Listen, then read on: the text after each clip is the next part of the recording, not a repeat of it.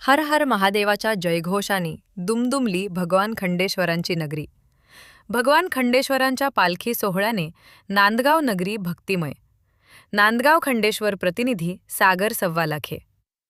अमरावती जिल्ह्यातील नांदगाव खंडेश्वर येथे प्राचीन हेमाडपंथी श्री खंडेश्वर शिवालयात महाशिवरात्रीनिमित्त भव्य पालखी सोहळा आणि भक्तिमय महोत्सव आयोजित करण्यात आला होता.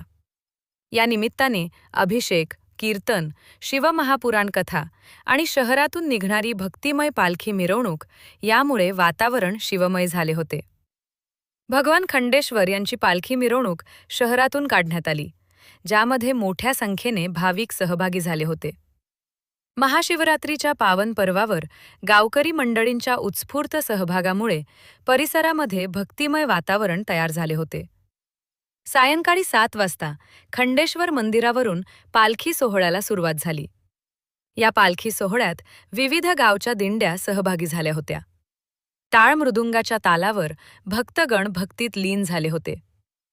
यावेळी ठिकठिकाणी भगवान खंडेश्वरांच्या पालखीचे पूजन केले जात होते. शहरवासियांनी आपापल्या घरासमोरील परिसर स्वच्छ सुंदर रांगोळी टाकून सजवले होते. तसेच भक्तगणाकडून ठिकठिकाणी शरबत, दूध, चहा, नाश्त्याचे वाटपाचे आयोजन करण्यात आले होते.